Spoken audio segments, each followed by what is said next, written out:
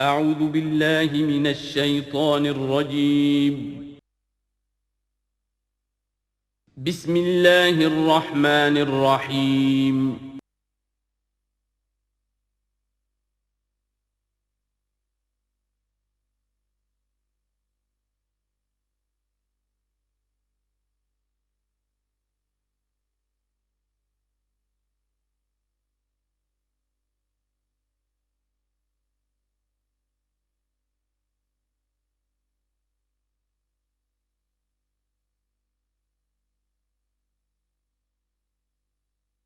بسم اللہ الرحمن الرحیم یا بنی اسرائیل اذکروا نعمتی التی انعمت علیکم وانی فضلتکم علی العالمین واتقوا یوما لا تجزی نفس عن نفس شیئا ولا يقبل منها شفاعة ولا یؤخذ منها عدل ولا هم ینصرون صدق اللہ العظیم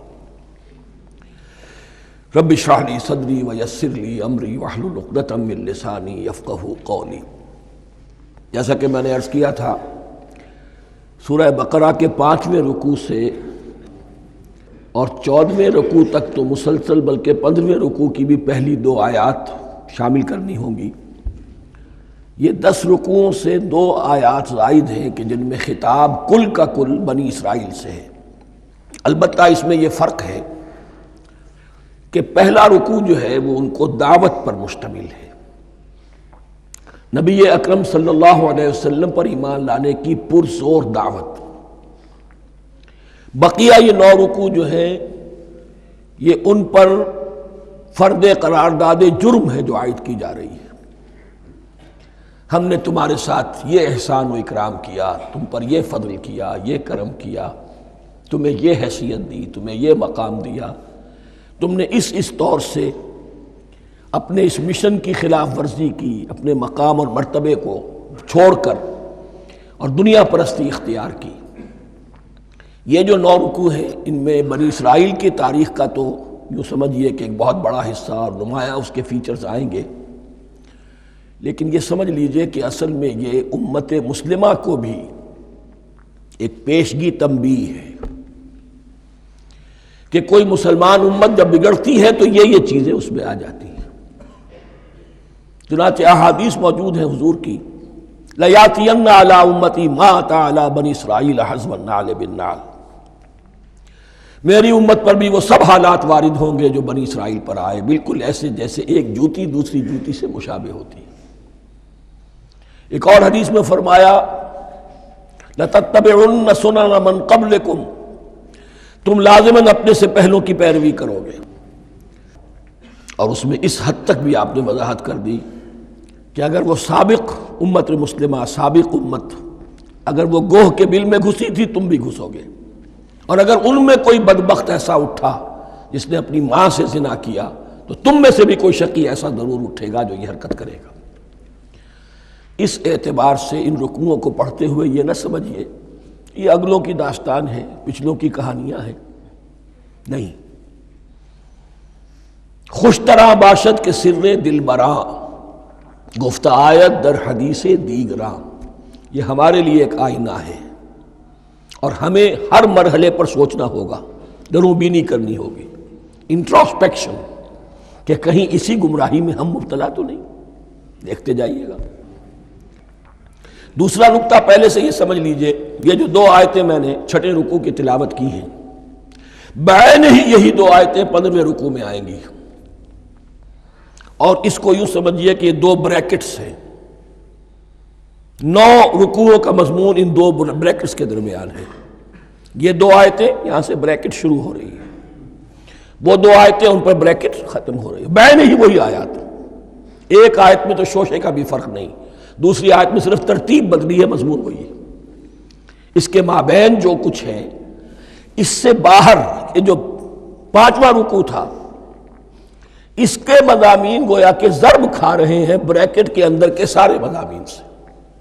یہ حساب کا بہت ہی عام فہم سا قاعدہ ہے، بریکٹ کے باہر کوئی رقم لکھی ہوئی ہے جس کے بعد کوئی زبر، کوئی جمع یا تفریق اگر نہیں ہے تو وہ ضرب کھائے گی، بریکٹ کے اندر جتنی بھی ویلیوز ہیں ان کے ساتھ ضرب کھائے گی۔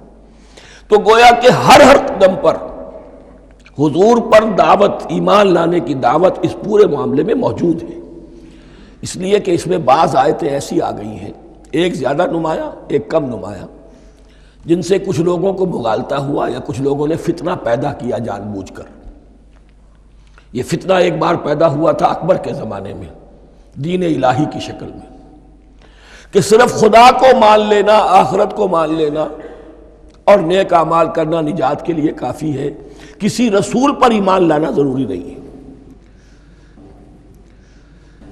یہ صوفیاء میں بھی یہ فتنہ بہت بڑے پیمانے پر آیا۔ مسجد مندر ہکڑو نور، مسجد میں اور مندر میں ایک ہی نور ہے، سب مذاہب ایک ہی ہے، سارا فرق جو ہے شریعتوں کا ہے، عبادت کے ظاہری شکل کا ہے، وہ ہے رسولوں سے متعلق۔ رسولوں کو بیچ میں سے نکال دیجئے تو یہ دین الہی رہ جائے گا، اللہ کا دین۔ اتنا بڑا فتنہ تھا کہ جب ہندوستان میں سیاسی اعتبار سے، حکومت کے اعتبار سے مسلمانوں کا اقتدار چوٹی پر تھا، کلائمیکس پر، اکبر اعظم، اس وقت یہ دین الہی کا فتنہ اٹھا کہ دین محمدی کا اب دور ختم ہو گیا، وہ 1000 سال کے لیے تھا، 1000 سال پورے ہو گئے، اب الف ثانی ہے، دوسرا 1000 سال ہے، اس کے لیے نیا دین ہے، اسے دین اکبری بھی کہا گیا اور دین الہی بھی کہا گیا۔ اور اس میں ایک آیت آئے گی جس سے استدلال کیا ہے کچھ لوگوں نے۔ اس صدی میں پھر یہ فتنہ اٹھا تھا گاندھی کے فلسفے کے ذریعے سے، اور ایک بہت بڑا نابغہ انسان مسلمانوں میں سے، بہت بڑا نابغہ، جینیس، ابوالکلام آزاد، وہ بھی اس فتنے کا شکار ہو گیا۔ متحدہ قومیت، چنانچہ گاندھی اپنی پرارتھنا میں کچھ قرآن کی تلاوت بھی کراتا تھا، کچھ گیتا بھی پڑھواتا تھا، کچھ اپنشدوں سے، کچھ بائبل سے، کچھ گرو گرنتھ سے، معلوم ہو یہ سب ٹھیک ہے، سب ایک ہے، سب لوگوں کو ایک ہونا چاہیے، ایک قوم ہونا چاہیے، مذہب تو انفرادی معاملہ ہے، کوئی مسجد میں چلا جائے، کوئی مندر میں چلا جائے، گردوارے میں چلا جائے، کوئی چرچ میں چلا جائے، کوئی سینیگاگ میں چلا جائے، کیا فرق واقع ہوتا ہے؟ اس کا توڑ یہی ہے کہ سمجھ لیجئے یہ جو 7 آیتیں ہیں 5ویں رکوع کی، یہ ہے بریکٹ کے باہر، اور یہ ضرب کھا رہی ہے مسلسل، اس بریکٹوں کے درمیان جتنی بھی مضمون آ رہا ہے وہ سب ان کے تابع ہوگا۔ گویا کہ جہاں تک حضور پر ایمان لانے کا معاملہ ہے وہ انڈرسٹوڈ سمجھا جائے گا، مقدر سمجھا جائے گا ہر مرحلے پر ان 2 بریکٹوں کے مابین۔ اب چلیے بسم اللہ۔ یا بنی اسرائیل اذکروا نعمتی التی انعمت علیکم وانی فضلتکم علی العالمین، اے اسرائیل کی اولاد، یاد کرو میرے اس انعام کو جو تم پر ہوا، اس کی وضاحت میں کر چکا ہوں، لیکن یہاں جو الفاظ آ رہے ہیں بہت زوردار، وانی فضلتکم علی العالمین، میں نے تمہیں فضیلت عطا کی تمام جہانوں پر۔ یہاں ایک قاعدہ نوٹ کر لیجئے، عربی نحو کا قاعدہ یہ ہے کہ کہیں ظرف جس میں کوئی شے ہے، ظرف کی جمع لے لیتے ہیں، مراد ہوتا ہے مظروف، ظرف کے اندر جو شے ہے اس کی جمع۔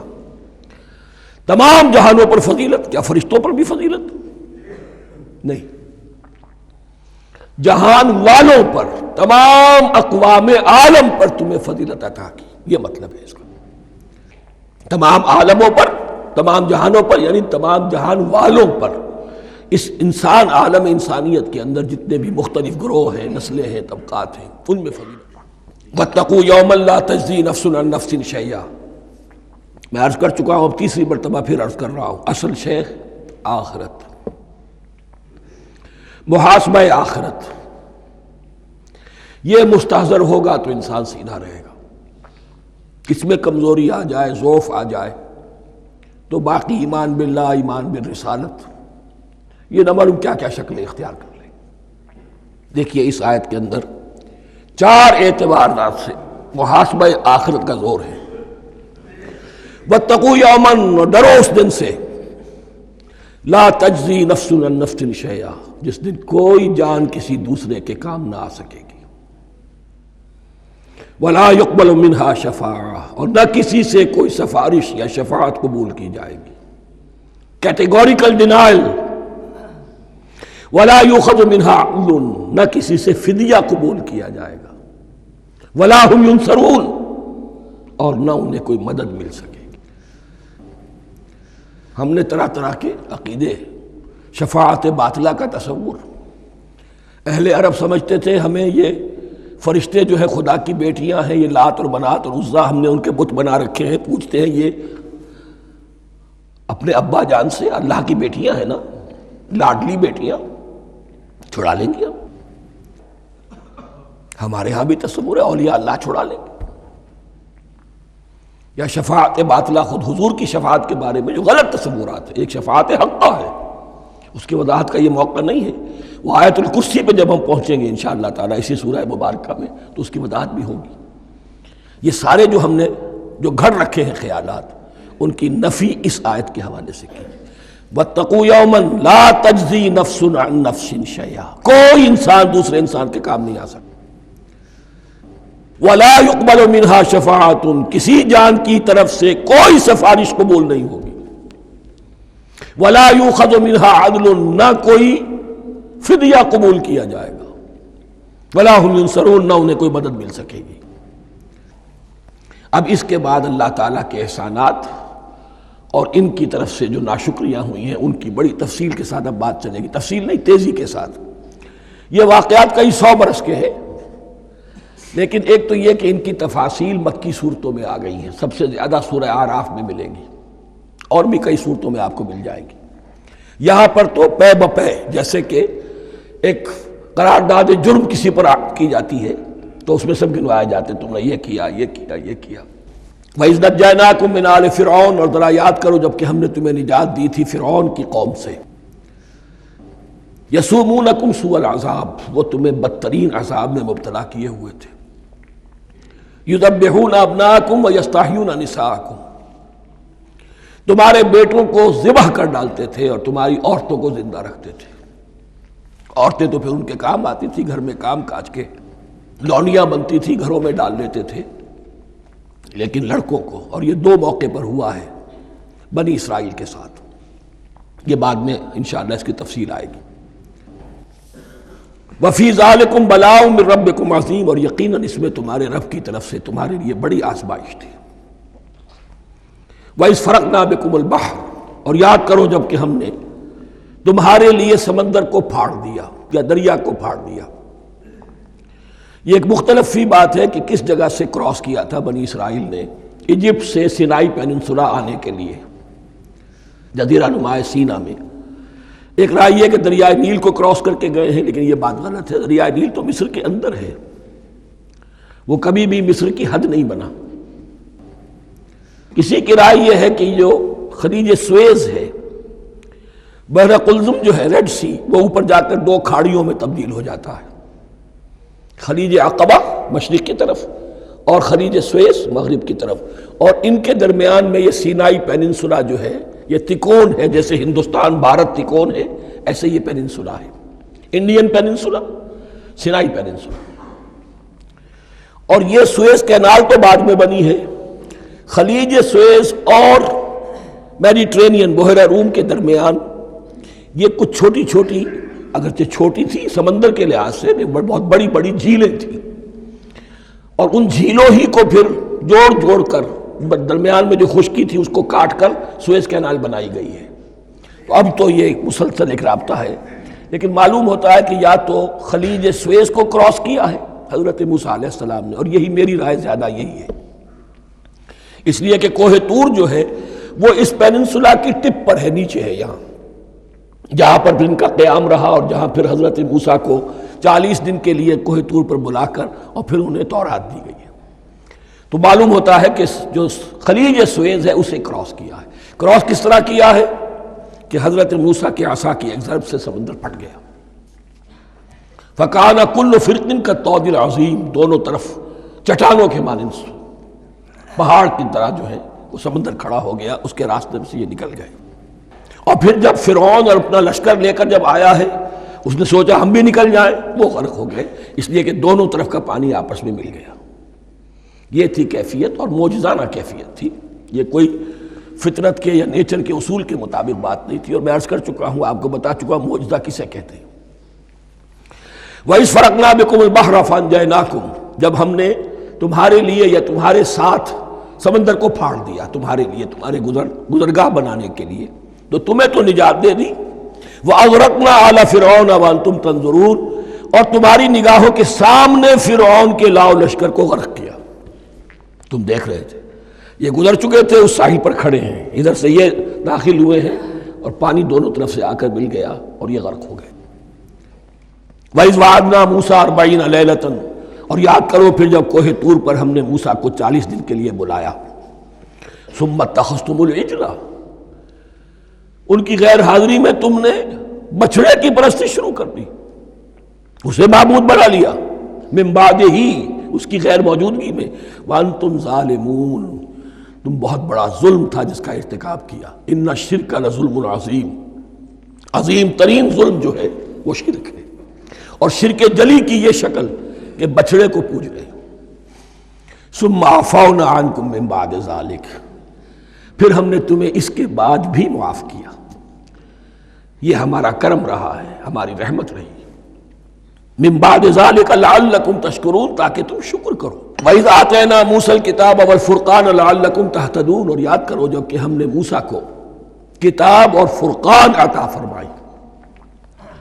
یہ فرقان حق اور باطل کے درمیان فرق کر دینے والی چیز، اور کتاب عام طور پر جو آتا ہے وہ شریعت کے لیے آتا، شریعت بھی دی، کتاب بھی دی اور فرقان بھی دیا، لعلکم تہتدون، تاکہ تم ہدایت پاؤ۔ وَإِذْ قَالَ مُوسَىٰ لِقَوْمِهِ، اور یاد کرو جب کہ کہا تھا موسیٰ نے اپنی قوم سے، یا قوم انکم ظلمتم انفسکم باتخاذکم العجل، اے میری قوم کے لوگو، یقیناً تم نے اپنے اوپر بڑا ظلم کیا ہے بچڑے کو معبود بنا کر۔ فَتُوبُوا إِلَىٰ بَارِئِكُمْ، پس توبہ کرو اپنے پروردگار، اپنے خالق کی جناب میں۔ باری، باری اللہ تعالیٰ ہے، باری۔ فَاقْتُلُوا أَنفُسَكُمْ، تو قتل کرو اپنے آپ کو۔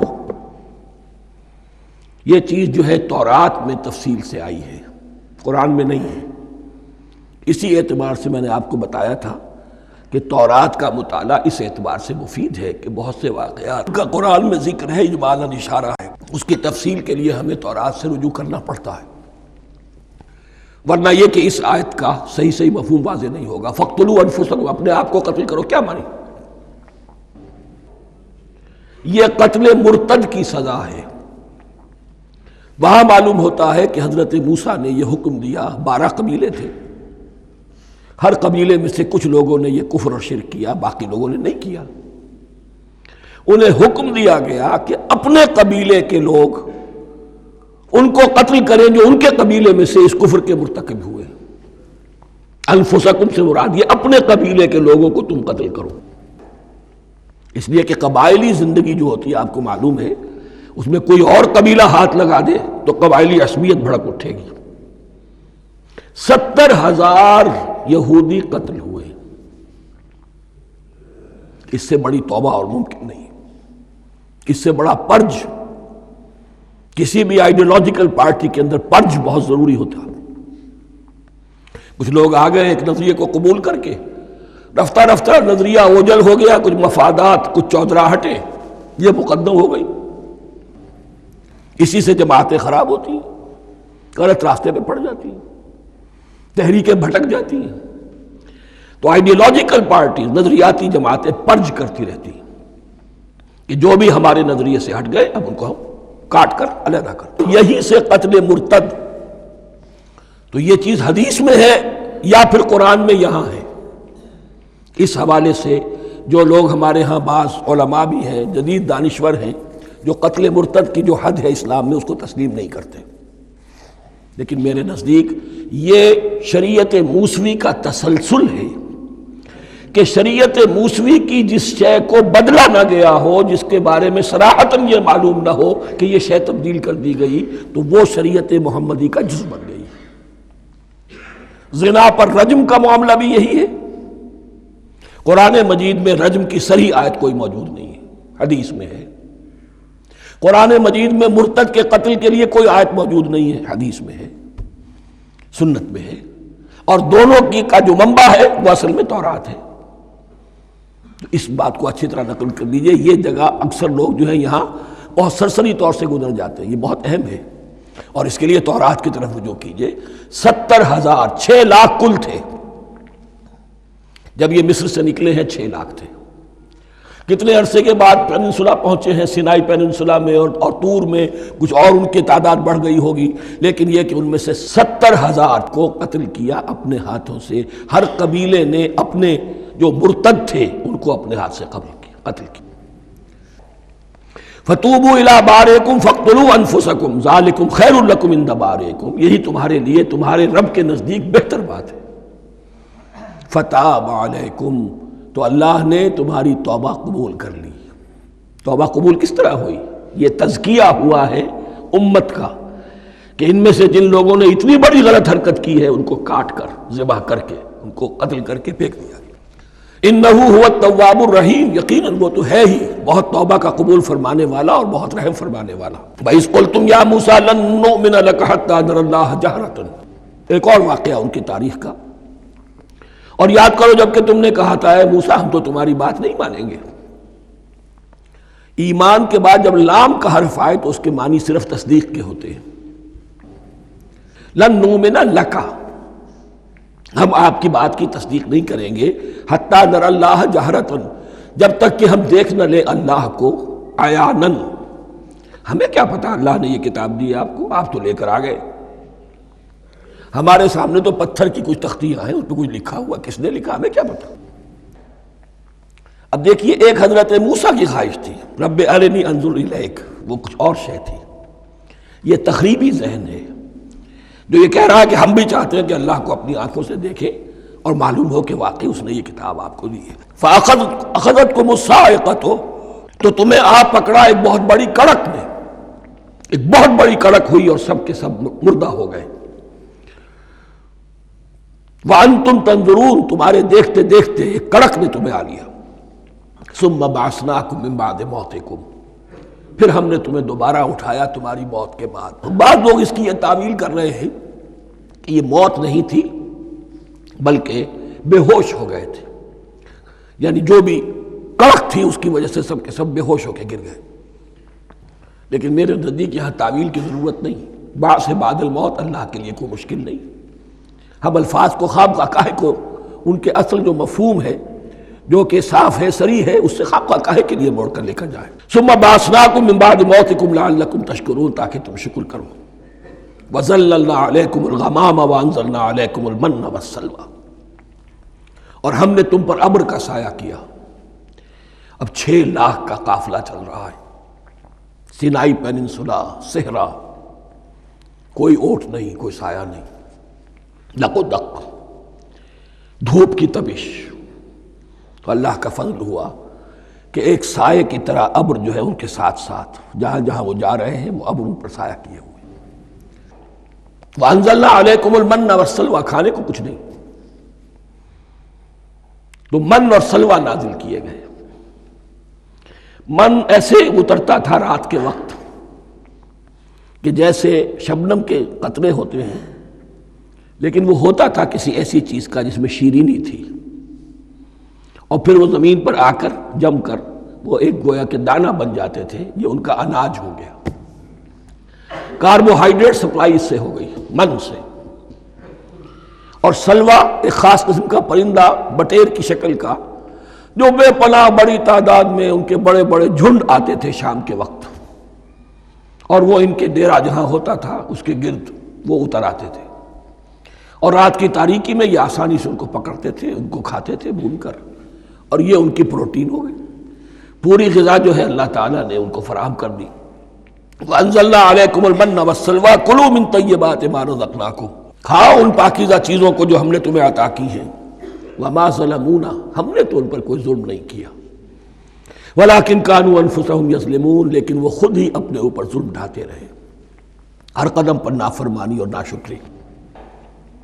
اس کی بھی ناشکری آگے آ جائے گی چل کر، من و سلوہ سے بھی ناشکری کی انہوں نے۔ وَإِذْ قُلْنَا ادْخُلُوا هَٰذِهِ الْقَرْيَةَ فَكُلُوا مِنْهَا حَيْثُ شِئْتُمْ رَغَدًا وَادْخُلُوا الْبَابَ سُجَّدًا وَقُولُوا حِطَّةٌ نَغْفِرْ لَكُمْ خَطَايَاكُمْ، اور یاد کرو جب کہ ہم نے تم سے کہا تھا اس شہر میں داخل ہو جاؤ، اور پھر کھاؤ اس میں سے بافراغت جہاں سے چاہو جو چاہو، لیکن دیکھنا دروازے میں داخل ہونا جھک کر، اور کہتے رہنا مغفرت مغفرت مغفرت، ہم تمہاری خطاؤں سے درگزر فرمائیں گے۔ اس آیت کو سمجھنے کے لیے ذرا تاریخی بات سمجھ لیجئے۔ صحرائے سینا میں آنے کے بعد، اور یہ جو کتاب تورات انہیں مل گئی تھی، اس کے بعد حضرت موسیٰ علیہ السلام کے ہی زمانے میں انہیں جہاد اور قتال کا حکم ہوا۔ اس سے پوری قوم نے انکار کر دیا، یہ سورہ مائدہ میں آئے گا۔ اس پر اللہ تعالیٰ نے ایک سزا مسلط کر دی ان پر کہ 40 برس تک اسی صحرا میں بھٹکتے پھریں گے۔ اگر یہ ابھی قتال کرتے، جہاد کرتے، تو پورا فلسطین ان کے ہاتھ پر ابھی فتح کرا دیتے، لیکن چونکہ انہوں نے بزدلی دکھائی ہے، اب سزا یہ ہے فَإِنَّهَا مُحَرَّمَةٌ عَلَيْهِمْ 40 سَنَةً يَتِيهُونَ فِي الْأَرْضِ، اب 40 برس تک یہ اسی صحرا میں بھٹکتے پھریں گے، اور ارض فلسطین جو ان کے لیے ارض موعود تھی وہ ان پر حرام کر دی گئی 40 سال کے لیے۔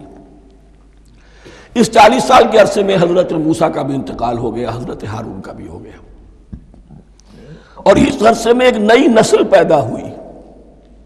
وہ جو غلامی کا داغ اٹھائے ہوئی نسل آئی تھی مصر سے، جن کے اندر مورل کیریکٹر جو ہے وہ بہت کمزور ہو جاتا ہے، وہ پوری نسل ختم ہو گئی، نئی نسل اب پیدا ہوئی۔ 40 برس صحرا میں پیدا ہوئے، یہی پلے بڑھے، ان میں اب ایک جذبہ تھا۔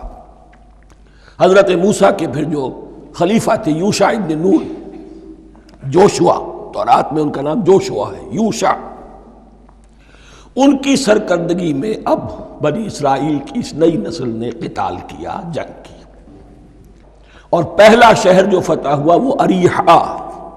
آج بھی وہ شہر جو ہے جیریکو جو آپ دیکھتے ہیں خبروں کے اندر آتا ہے بار بار، اریحا اس کا پرانا نام ہے، یہ شہر فتح ہوا۔ اس فتح کی بات کا تذکرہ ہو رہا ہے۔ یاد کرو جب کہ ہم نے تم سے کہا تھا اس بستی میں، اس شہر میں داخل ہو جاؤ فاتحانہ، اور پھر جو کچھ یہاں ہے، جو نعمتیں ہیں، ان سے متمتع ہو، کھاؤ پیو، لیکن داخل ہونا سجدہ کرتے ہوئے، مراد کیا؟ جھک کر، یعنی ایسا نہ ہو کہ تکبر کی وجہ سے تمہاری گردنیں اکڑ جائیں، گردنیں جھکا کر اللہ کا احسان مانو، یہ نہ سمجھو کہ یہ فتح تم نے حاصل کی۔ اس کی تفسیر اصل میں نظر آتی ہے حضور کی شخصیت میں، کہ جب فتح مکہ کے موقع پر مکے میں داخل ہوئے ہیں تو جس سواری پر آپ بیٹھے ہوئے تھے، آپ کی پیشانی اس کی گردن کے ساتھ جڑی ہوئی تھی۔ یہ وقت ہوتا ہے جب کہ تکبر اور تعلی، فاتح کی حیثیت سے آنا، اور بندہ مومن کے لیے یہی وقت ہے تواضع کا، جھکنے کا۔ وَقُولُوا حِطَّةٌ، حتیٰ یحط کہتے ہیں جھاڑ دینے کو، تو اس کے معنی کیا ہے؟ اے اللہ ہمارے گناہ جھاڑ دے، مغفرت، اے اللہ ہمیں مغفرت، ہماری مغفرت فرما، جو خطائیں ہو گئی بخش دے۔ قولوا حطۃ، تمہاری زبان پر استغفار ہونا چاہیے، تمہاری گردنیں جھکی ہوئی ہونی چاہیے۔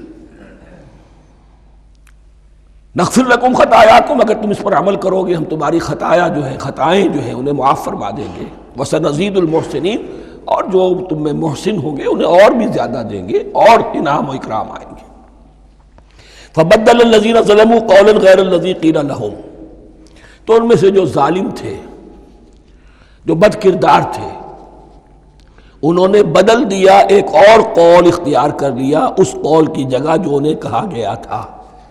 کہا گیا تھا حتہ حتہ، انہوں نے کہنا شروع کیا حنطہ حنطہ، ہمیں تو گیہوں چاہیے، گیہوں چاہیے۔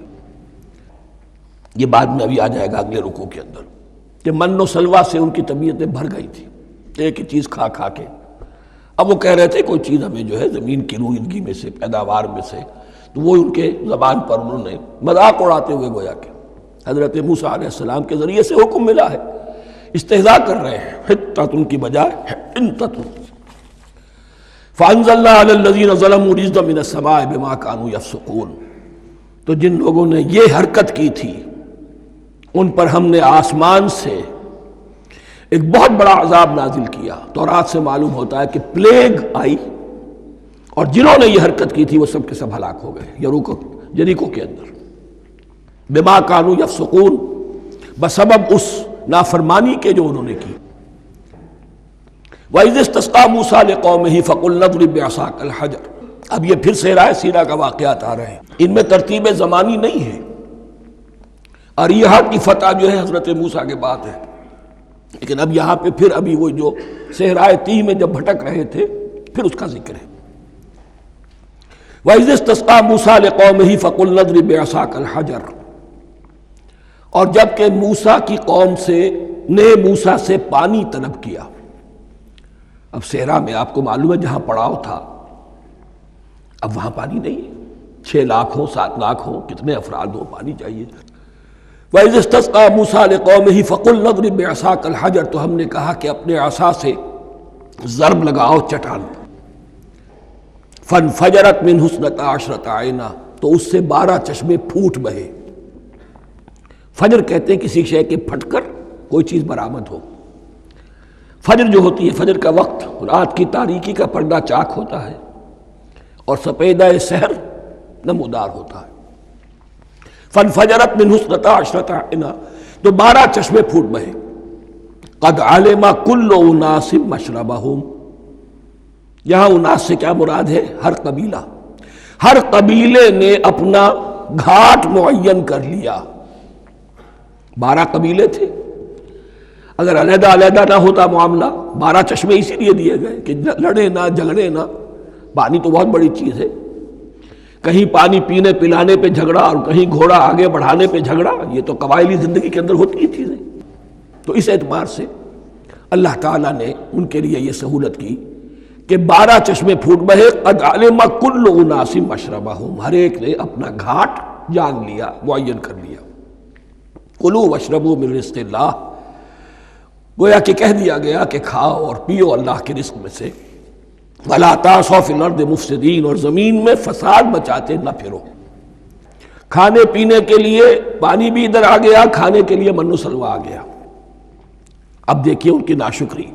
وَإِذْ قُلْتُمْ يَا مُوسَىٰ لَن نَّصْبِرَ عَلَىٰ طَعَامٍ وَاحِدٍ، یاد کرو جب کہ تم نے کہا تھا اے موسیٰ ہم ایک کھانے پر تو صبر نہیں کر سکتے، کھا کھا کے بکتا گئے ہیں من و سلوہ۔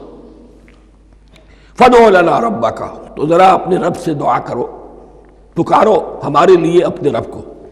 یخرج لنا، وہ نکالے ہمارے لیے، مما تنبت الارض، زمین کی روئیدگی اور پیداوار میں سے، نباتات ارضی میں سے، من بقلہا، اس کی ترکاریاں، وقصائہا، اور ککڑیاں، کھیرے اور ککڑیاں، ان سب کے لیے یہ لفظ ہے۔ وفومہا، ایک ترجمہ گیہوں کیا گیا ہے لیکن میرے نزدیک زیادہ صحیح ترجمہ ہے لہسن، اور سرائے کی زبان میں بھی اور ممکن ہے کہ سندھی میں بھی ہو تھوم، تھوم کہتے ہیں لہسن کو، یہ فوم کی بدلی ہوئی شکل ہے، اس لیے کہ یہی علاقہ ہے جس میں عرب آئے تھے، تو عربوں کی زبان کے بہت سے الفاظ جو ہیں اس سرائے کی زبان میں خاص طور پر وہ بہت زیادہ، تو تھوڑی سی شکل بدل کر وہ کافی تعداد میں موجود ہے۔ وعدسہا، اور دال خاص طور پر مسور کی، وبصلہا، اور پیاز۔ اب جو چٹخارے جس سے بنتے ہیں سالن کے، ان کی زبانیں وہ چٹخارے مانگ رہی۔ ظاہر بات ہے کہ اگر وہ سلوا بھی تھا، بٹیرا ہے، اسے آگ کے اوپر ذرا سا تپایا اور کھایا، وہ ایک ہی خاص قسم کی غذا ہے جو چل رہی ہے۔ اسی طرح من جو ہے وہ ایک خاص قسم کا سیریل ان کے لیے بن گیا ہے، لیکن یہ جو چٹخارے ہیں یہ تو لہسن سے ہے، پیاز سے ہے، ترکاریوں سے ہے، ان تمام چیزوں سے، دال کا اپنا ایک ذائقہ ہے۔ قَالَ تَسْتَبْدِلُونَ الَّذِي هُوَ أَدْنَىٰ بِالَّذِي هُوَ خَيْرٌ، حضرت موسیٰ نے فرمایا کیا تم وہ شے بدلے میں لینا چاہتے ہو اس کے، کیا وہ شے جو کمتر ہے بدلے میں چاہتے ہو اس کے کہ جو بہتر ہے؟ من و سلوہ کہیں بہتر ہے اللہ کی طرف سے جو تمہیں دیا گیا ہے، تم اس سے تمہارا جی بھر گیا ہے، اس کو ہاتھ سے دے کر چاہتے ہو کہ یہ ادنا چیزیں تمہیں ملے۔ اہبطوا مصرا، اب یہ لفظ آ گیا اہبطوا۔ اب ظاہر بات ہے یہ آسمان سے زمین پر اترنے کے لیے لفظ نہیں ہے اہبطوا، یہاں اس کا ترجمہ صحیح ہوگا سیٹل ڈاؤن سم ویئر۔ اگر زمین کی یہ چیزیں چاہیے تو کہیں سیٹل ہو جاؤ اور کاشت کرو، بیج ڈالو، آبیاری کرو، یہ ساری چیزیں تمہیں مل جائیں۔ اہبطوا مصرا، کہیں سیٹل ڈاؤن ہو جاؤ، کہیں اتر پڑو کسی بستی میں، کسی علاقے میں۔ فَإِنَّ لَكُمْ مَا سَأَلْتُمْ، تمہیں مل جائے گا جو کچھ کہ تم نے مانگا۔ وَضُرِبَتْ عَلَيْهِمُ الذِّلَّةُ وَالْمَسْكَنَةُ وَبَاءُوا بِغَضَبٍ مِّنَ اللَّهِ۔ اب یہ ہے ان کی وہ خباثتیں، ان کے وہ ناشکریاں، ان کی وہ معصیتیں، ان پر جو آخری حکم دیا جا رہا ہے، جو اگر آپ برا نہ مانیں تو میں عرض کروں گا آج یہود پر اتنا اپلیکیبل نہیں ہے جتنا مسلمانوں پر ہے۔ ضربت علیہم الذلۃ والمسکنۃ وباؤوا بغضب من اللہ۔ ذلت اور مسکنت، کم ہمتی ان پر تھوپ دی گئی۔ ضربت علیہم، it was heaped upon them. The humiliation was heaped upon them. ضربت علیہم الذلۃ والمسکنۃ وباؤوا بغضب من اللہ، اور وہ اللہ کا غضب لے کر لوٹے۔ وہی امت جس کے بارے میں فرمایا وَأَنِّي فَضَّلْتُكُمْ عَلَى الْعَالَمِينَ، اسی امت کا پھر یہ حشر ہوا۔ کیوں ہوا؟ نافرمانی۔ تمہیں کتاب دی تھی کہ تم پیروی کرو، تمہیں کتاب دی تھی کہ اسے قائم کرو۔ وَلَوْ أَنَّ أَهْلَ الْكِتَابِ أَقَامُوا التَّوْرَاةَ وَالْإِنْجِيلَ وَمَا أُنزِلَ إِلَيْهِم مِّن رَّبِّهِمْ لَأَكَلُوا مِن فَوْقِهِمْ وَمِن تَحْتِ أَرْجُلِهِمْ۔ اگر یہ تورات اور انجیل کو قائم کرتے، نافذ کرتے، تو نعمتیں زمین بھی اگلتی، ان کے قدموں کے نیچے سے نعمتیں جو ہیں وہ پھوٹتی، اور ان کے سروں کے اوپر سے بھی بارش ہوتی نعمتوں کی۔ لیکن اگر تم نے اس کو چھوڑ کر اپنی خواہشات، اپنے نظریات، اپنے خیالات، اپنا تمرد، اپنی سرکشی، اپنی حاکمیت، اپنی مصلحتیں، اپنی عقل، اس کو بالا تر کیا، تو پھر جو قوم اللہ کے قانون کی، اللہ کی ہدایت کی، اللہ کی کتاب کی امین ہوتی ہے دنیا میں، وہ اللہ کی ریپرزنٹیٹو ہوتی ہے، نمائندہ ہوتی ہے۔ اگر وہ اپنے عمل سے مس ریپرزنٹ کرے اللہ کو، تو وہ کافروں سے بڑھ کر مغضوب اور کافروں سے بڑھ کر مبغوض ہو جاتی ہے، مغضوب بھی مبغوض بھی۔ اس لیے کافروں کو تو دین پہنچانا تمہارے ذمہ تھا، تم نے دین ان کو کیا پہنچانا تھا، تم تو خود دین سے منحرف ہو گئے۔ آج اس جگہ پر امت مسلمہ کھڑی ہے کہ 1.25 بلین یا 1.5 بلین، 125 کروڑ عزت نام کی شے نہیں ہے، کہ عزت نام تھا جس کا گئی تیمور کے گھر سے، سارے معاملات دنیا کے G7 G15 کے ہاتھ میں ہیں، سیکیورٹی کونسل اس کے پرماننٹ ممبر کا ویٹو ہے، اور نہ سیکیورٹی کونسل میں اور نہ کہیں کسی G7 میں، نہ G9 میں، نہ G15 میں کوئی مسلمان ملک نہیں۔ کس نمی پرست کی بھیا کیستی، ہماری اپنی پالیسیز کہیں اور طے ہوتی ہیں، ہمارے اپنے بجٹ کہیں اور بنتے ہیں، ہماری صلح اور جنگ کسی اور کے اشارے سے ہوتی ہے، ریموٹ کنٹرول۔ یہ ذلت اور مسکنت۔ آپ کے ریڈیو پر، ٹیلی ویژن پر خبریں آتی رہیں کہ اتنے مسلمانوں کے ساتھ یہ کر دیا، اتنی مسلمان عورتوں کی بے حرمتی کر دی، لیکن یہاں ہم بیٹھے ہوئے اپنے اپنے دھندوں میں، اپنے اپنے کاروبار میں، اپنی اپنی ملازمتوں میں، اپنے اپنے کیریئرز میں، دنیا میں کیا کچھ ہو رہا ہے۔ بہرحال اس وقت یہ جو ہے، میں نے جیسا کہ عرض کیا تھا کہ یہ ہے تاریخ بنی اسرائیل کی، لیکن خوشترا باشد کے سر دل براں، گفت آیت در حدیث دیگراں، یہ ہمارا نقشہ ہے آج اس آیت میں۔ ضربت علیہم الذلۃ والمسکنۃ وباؤوا بغضب من اللہ۔ اور یہ کیوں؟ ذالک بانہم کانوا یکفرون بآیات اللہ، یہ اس لیے کہ وہ اللہ کی آیات کا انکار کرتے رہے۔ وَيَقْتُلُونَ النَّبِيِّينَ بِغَيْرِ الْحَقِّ، اللہ کے نبیوں کو ناحق قتل کرتے رہے۔ ہمارے ہاں بھی مجددین امت میں سے کتنے ہیں جو جیلوں میں ڈالے گئے، جن کو ایسی ایسی مار پڑی ہے کہ کہا جاتا ہے کہ ہاتھی کو بھی وہ مار پڑتی تو برداشت نہ کرتا۔ احمد ابن حنبل کے ساتھ کیا ہوا؟ ابو حنیفہ جیل میں انتقال کیا، امام مالک کے کندھے کھینچ دیے گئے، اتار دیے گئے، منہ کالا کر کے اور اونٹ پر بٹھا کر پھرایا گیا۔ امام دار الہجرہ شیخ احمد سرہندی جیل میں رہے، سید احمد بریلوی اور ان کے ساتھیوں کو خود مسلمانوں نے تہہ تیغ کیا ہے۔ بہرحال یہ داستانیں ہیں، اب نبی تو کوئی نہیں آئے گا، ان کے ہاں نبی تھے، ہمارے ہاں مجددین ہیں، علماء حق ہیں، جیسے کہ حدیث بھی ہے علماء امتی کا انبیاء بنی اسرائیل، تو جو انہوں نے انبیاء کے ساتھ کیا ہم نے مجددین اور علماء کے ساتھ کیا۔ ذالک بما عصوا وکانوا یعتدون، اور یہ ہوا ان کی نافرمانیوں کی وجہ سے اور حد سے تجاوز کرنے کی وجہ سے۔ اللہ تعالیٰ تو ظالم نہیں ہے، اللہ نے تو اونچا مقام دیا تھا، ہمیں بھی خیر امت قرار دیا، کنتم خیر امت اخرجت للناس تأمرون بالمعروف وتنہون عن المنکر وتؤمنون باللہ۔ اب اگر ہم نے وہ اپنا مشن چھوڑ دیا تو ذلت اور مسکنت وہ ہمارا مقدر بن گئی۔ اللہ کا قانون اور اللہ کا عدل بے لاگ ہے، وہ فرام امہ ٹو امہ چینج نہیں ہوتا۔ سنت اللہ جو ہے لن تجد لسنت اللہ تحویلا ولن تجد لسنت اللہ تبدیلا، اللہ کی سنت بدلتی نہیں۔ بنی اسرائیل کا جو حشر ہوا آج وہ ہمارا ہو رہا ہے۔ بہرحال اس پر میری جو کتاب ہے سابق اور موجودہ مسلمان امتوں کا ماضی حال اور مستقبل، اس کا مطالعہ کیجیے۔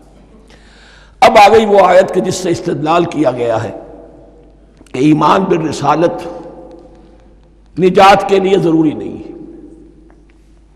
ان الذین آمنوا والذین ہادوا والنصارى والصابئین من آمن باللہ والیوم الآخر وعمل صالحا فلہم اجرہم عند ربہم ولا خوف علیہم ولا ہم یحزنون۔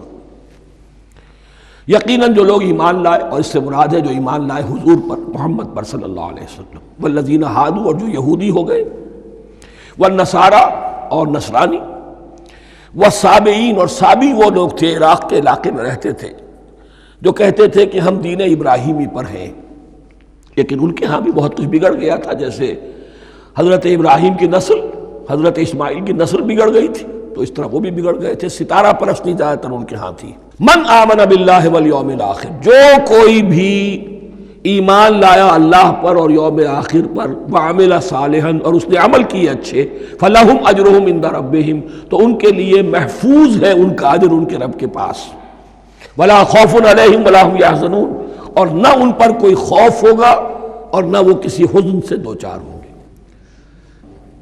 ظاہر الفاظ کے اعتبار سے دیکھیے کہ یہاں ایمان بالرسالت کا ذکر نہیں ہے۔ ویسے تو اگر کوئی اس سے یہ غلط استدلال کرتا ہے تو اس کا پہلا جو اصولی جواب ہے وہ تو یہ ہے کہ ایسی حدیثیں بھی موجود ہیں، من قال لا الہ الا اللہ دخل الجنہ، تو اس کے کیا معنی ہے؟ صرف کہنے سے جنت میں داخل ہو جائیں گے، کسی عمل کی ضرورت نہیں؟ جواب یہ دیا جائے گا پورے قرآن کو سامنے رکھو، پورے حدیث کے ذخیرے کو سامنے رکھو، کسی ایک جگہ سے کوئی ایک نتیجہ نکال دینا وہ صحیح نہیں۔ لیکن اس کے علاوہ وہ اصول جو میں بیان کر چکا ہوں کہ یہ سلسلہ شروع کہاں سے ہوا ہے، 5واں رکوع، وَآمِنُوا بِمَا أَنزَلْتُ مُصَدِّقًا لِمَا مَعَكُمْ وَلَا تَكُونُوا أَوَّلَ كَافِرٍ بِهِ، انہیں ایمان کی زوردار دعوت سے تو یہ ساری بات شروع ہوئی ہے۔ اب فصاحت اور بلاغت کا یہ تقاضا ہے کہ بار بار اس کو دہرایا نہ جائے، وہ بات انڈرسٹوڈ رہے گی، مقدر رہے گی، سمجھی جائے گی کہ ہر جگہ پر وہ موجود ہے، اس لیے کہ ساری گفتگو ہو رہی ہے اسی کے حوالے سے۔ وَآمِنُوا بِمَا أَنزَلْتُ مُصَدِّقًا لِمَا مَعَكُمْ وَلَا تَكُونُوا أَوَّلَ كَافِرٍ بِهِ وَلَا تَشْتَرُوا بِآيَاتِي ثَمَنًا قَلِيلًا وَإِيَّايَ فَاتَّقُونِ۔ اس حوالے سے یوں سمجھیے اب اس آیت کو کہ یہاں پر کچھ الفاظ محذوف مانے جائیں گے، ان الذین آمنوا والذین ہادوا والنصارى والصابئین من آمن باللہ والیوم الآخر وعمل صالحا فی ایامہم فلہم اجرہم عند ربہم ولا خوف علیہم ولا ہم یحزنون۔ ہر دور میں جبکہ ابھی حضرت عیسیٰ نہیں آئے تھے تو جو بھی یہودی تھے اس وقت تک حضرت موسیٰ کے ماننے والے، وہ جو بھی اللہ پر ایمان رکھتے تھے اور نیک عمل کرتے تھے، آخرت کو مانتے تھے، ان کی نجات ہو جائے گی۔ لیکن حضرت عیسیٰ کے آنے کے بعد ان کو نہیں مانا، اب وہ کافر قرار۔ لیکن اب حضرت عیسیٰ کے آنے کے بعد جب تک حضور نہیں آئے جو بھی مانتا ہے لیکن یہ کہ شرط یہی ہوگی کہ اپنے اپنے زمانے میں اصل میں نفی جس بات کی جا رہی ہے وہ یہ ہے کہ یہ نہ سمجھو کہ کسی گروہ میں ہونے سے نجات ہوتی ہے. نجات کسی گروہ میں ہونے کی وجہ سے نہیں ہے، نجات کی بنیاد ایمان اور عمل صالح ہے. کسی رسول پر ایمان لانا اپنے دور کے رسول پر وہ تو لازم ہے، لیکن یہ ہے کہ اس پر ایمان تو لے آئے اور وہ عمل صالح نہیں ہے تو نجات نہیں ہوگی. تو یہ اپنے اپنے دور میں اپنے اپنے زمانے میں ہر امت کے لیے وَلِكُلِّ أُمَّةٍ أَجَلٌ قرآن مجید کے ایک مقام پر آیا ہے، ہر امت کے لیے ایک خاص معین مدت ہے. اس معینہ مدت میں اب ظاہر بات ہے جو لوگ حضور کی بعثت سے پہلے فوت ہو گئے ان پر تو کوئی ذمہ داری نہیں تھی حضور پر ایمان لانے کی، اور ایسے لوگ تھے، ایسے موحدین مکے میں موجود تھے جو یہ کہتے تھے کعبے کے پردے پکڑ پکڑ کر، اے اللہ ہم صرف تجھے پوجنا چاہتے ہیں، صرف تیری بندگی کرنا چاہتے ہیں، لیکن جانتے نہیں کیسے کریں. یہ بات موجود تھی اور ان کا انتقال بھی ہو گیا. یہ زید، سعید ابن زید، سعید جو حضرت عمر کے بہنوئی تھے اور وہ عشرہ مبشرہ میں سے ہیں، ان کی اہلیہ حضرت فاطمہ بنت خطاب، ان دونوں کے ایمان کو اللہ نے ذریعہ بنایا حضرت عمر کے ایمان کا. اور یہ والد تھے سعید کے زید، وہ یہ کہتے ہوئے دنیا سے چلے گئے حضور کی ابھی بعثت ہی نہیں ہوئی تھی، اے اللہ میں صرف تیری بندگی کرنا چاہتا ہوں، کیسے کروں یہ نہیں جانتا. اسی کو ذہن میں رکھیے، اہدنا الصراط المستقیم جو میں نے کہا تھا، ایک سلیم الفطرت انسان، سلیم العقل انسان توحید تک پہنچ جاتا ہے، آخرت کو پہچان لیتا ہے، لیکن اب کیا کروں؟ اس شریعت کے لیے، ان احکام کے لیے وہ دستے سوال دراز کرنے پر مجبور ہے. الحمدللہ رب العالمین الرحمن الرحیم مالک یوم الدین ایاک نعبد و ایاک نستعین اہدنا الصراط المستقیم. اسی صراط المستقیم کی دعا کا یہ جواب اب آئے گا، شروع ہوگا سورہ بقرہ سے. یہ کرو، یہ نہ کرو، یہ فرض ہے، یہ تم پر لازم کیا گیا، یہ چیز حرام کی گئی، وغیرہ وغیرہ. ان الذين آمنوا والذين هادوا والنصارى والصابئين من آمن بالله واليوم الآخر وعمل صالحا، اور محذوف الفاظ فی ازمنتہم، اپنے اپنے زمانے میں، یا فی ایامہم، فلہم اجرہم عند ربہم ولا خوف علیہم ولا هم یحزنون. وَإِذْ أَخَذْنَا مِیثَاقَکُمْ وَرَفَعْنَا فَوْقَکُمُ الطُّورَ، اور ذرا یاد کرو جب کہ ہم نے تم سے عہد لیا، قول و قرار لیا، اور تمہارے اوپر اٹھا دیا طور کو، پہاڑ کو. جب تورات دی گئی تو اس وقت ایک کیفیت معجزانہ طور پر ایسی پیدا کی گئی، ان کے اوپر ایک رعب ڈالنے کے لیے اور خشیت قلب میں پیدا کرنے کے لیے کوہ طور اٹھا کر معلق کر دیا گیا. اس وقت کہا گیا خذوا ما آتیناکم بقوۃ، تو اس قول و قرار کے وقت ایک معجزے کی شکل یہ ہوئی تھی. وَإِذْ أَخَذْنَا مِيثَاقَكُمْ وَرَفَعْنَا فَوْقَكُمُ الطُّورَ خُذُوا مَا آتَيْنَاكُمْ بِقُوَّةٍ وَاذْكُرُوا مَا فِيهِ لَعَلَّكُمْ تَتَّقُونَ. پکڑو اس کو مضبوطی کے ساتھ جو ہم نے تمہیں دیا ہے، اس حدیث، اس کتاب کو، تورات کو، اس شریعت کو، ان احکام کو. وَاذْكُرُوا مَا فِيهِ، اور یاد رکھو اسے جو کچھ کہ اس میں ہے، لَعَلَّكُمْ تَتَّقُونَ، تاکہ تم بچ سکو. ثُمَّ تَوَلَّيْتُم مِّن بَعْدِ ذَلِكَ، پھر تم نے روگردانی کی اس کے بعد، اس میثاق کو توڑا، میثاق الست کو توڑا تھا، اور دوسرے یہ میثاق شریعت جو تم سے لیا گیا اس کو بھی توڑا. ثم تولیتم من بعد ذلک فلولا فضل اللہ علیکم ورحمتہ لکنتم من الخاسرین.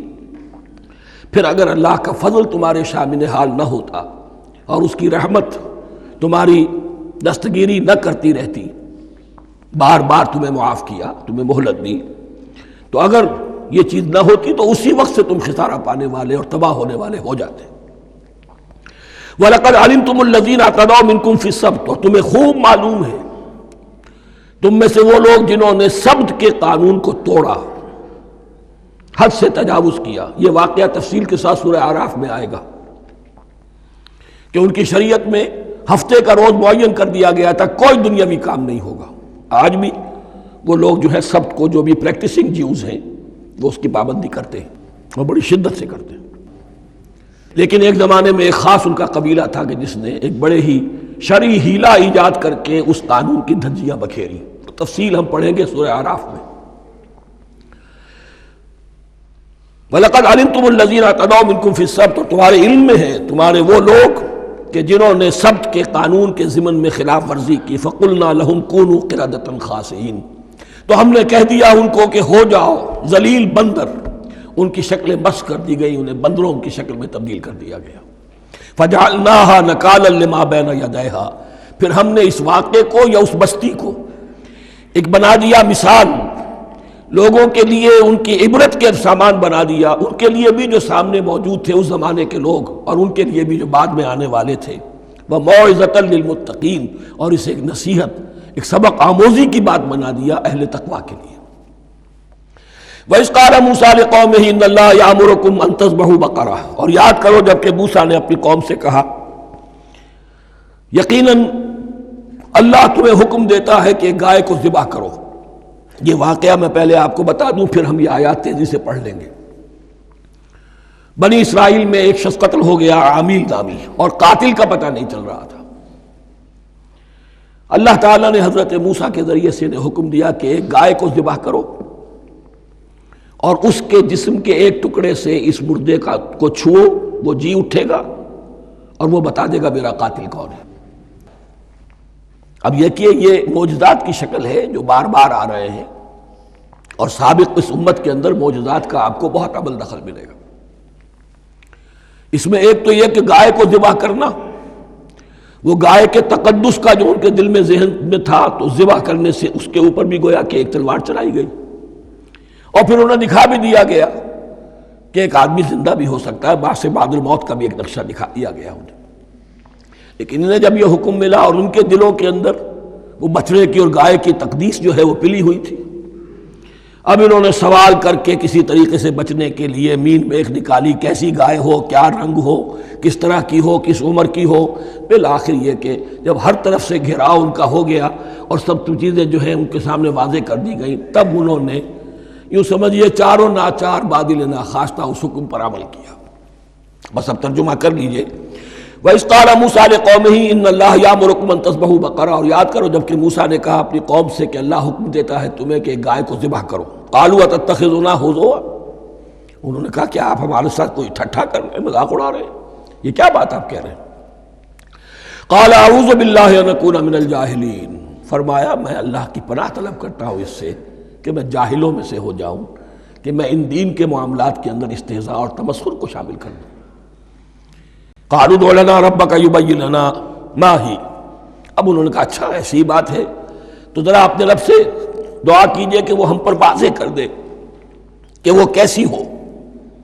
قال انہ یقول، حضرت موسیٰ نے فرمایا اللہ تعالیٰ فرماتا ہے انہا بقرۃ لا فارض ولا بکر، وہ ایک ایسی گائے ہونی چاہیے کہ جو نہ بوڑھی ہو نہ بالکل بچھیا ہو، عوان بین ذالک، ان کے بین بین ہو۔ فَفَعَلُوا مَا تُؤْمَرُونَ، تو اب کر گزرو جو تمہیں حکم دیا گیا۔ قَالُوا ادْعُ لَنَا رَبَّكَ يُبَيِّن لَنَا مَا لَوْنُهَا، اب انہوں نے پھر کہا ذرا ایک دفعہ اور دعا کیجئے اپنے رب سے، وہ ہمیں بتا دے اس کا رنگ کیسا ہونا چاہیے۔ قَالَ إِنَّهُ يَقُولُ إِنَّهَا بَقَرَةٌ صَفْرَاءُ فَاقِعٌ لَوْنُهَا تَسُرُّ النَّاظِرِينَ، فرمایا اللہ فرماتا ہے کہ وہ گائے ایسی ہونی چاہیے زرد رنگ، شوخ رنگ، شوخ زرد رنگ کی، چمکیلی، جو دیکھنے والوں کو خوب اچھی لگے، پسند آئے، دل میں کھپ جانے والی۔ اب جو زیادہ سے زیادہ ان کے ہاں مقدس سمجھے جاتے تھی گائے، رفتہ رفتہ سوال کر کے اگر پہلے ہی حکم پر وہ کر دیتے تو کسی بھی گائے کو ذبح کر دیتے، لیکن یہاں گھیراؤ ان کا ہو رہا ہے کہ جس کی تقدس کا ان کے ذہن میں زیادہ سے زیادہ تاثر ہے اسی کو واضح کیا جائے۔ قالوا ادع لنا ربک یبین لنا ما ہی، پھر انہوں نے کہا ذرا اللہ سے دعا کیجئے اور وہ ہمیں یہ بتائے کہ وہ کیسی ہو۔ ان البقرہ تشابہ علینا، یقیناً ہم کچھ شبے میں پڑ گئے ہیں، یہ گائے کا معاملہ مشتبہ ہو گیا ہے ہم پر۔ قال انہ یقول، فرمایا اللہ فرماتا ہے انہا بقرۃ لا ذلول تثیر الارض ولا تسقی الحرث، وہ ایک ایسی گائے ہونی چاہیے کہ جو کوئی جس سے مشقت نہ لی جاتی ہو، نہ وہ ہل جوتتی ہو اور نہ وہ رہٹ کا پانی کھینچتی ہو۔ تسیر الارض، نہ تو وہ زمین کو جوتنے میں ہل چلانے میں کام نہیں لی جائے، ولا تسقی الحرث، اور نہ کھیتی کو پانی پلانے کے لیے وہ پانی کھینچنے میں استعمال کیا جائے۔ مسلمتن، اور پوری سالم ہونی چاہیے، یک رنگ، لا شیۃ فیہا، اس میں کسی دوسرے رنگ کا کوئی داغ تک نہ ہو۔ اب کیا کرتے، گھیراؤ میں آ گئے۔ قالوا الآن جئت بالحق، کہا انہوں نے کہ ٹھیک ہے اب تو آپ نے بات جو ہے پوری طریقے سے واضح کر دی۔ فذبحوها وما كانوا يفعلون، تب انہوں نے اس کو ذبح کیا اور وہ کرنے والے نہیں تھے، دل میں نہیں تھا، بادل ناخواش تھا۔ اب دیکھیے یہاں ترتیب ذرا واقعے کی جو ہے مختلف ہو گئی ہے۔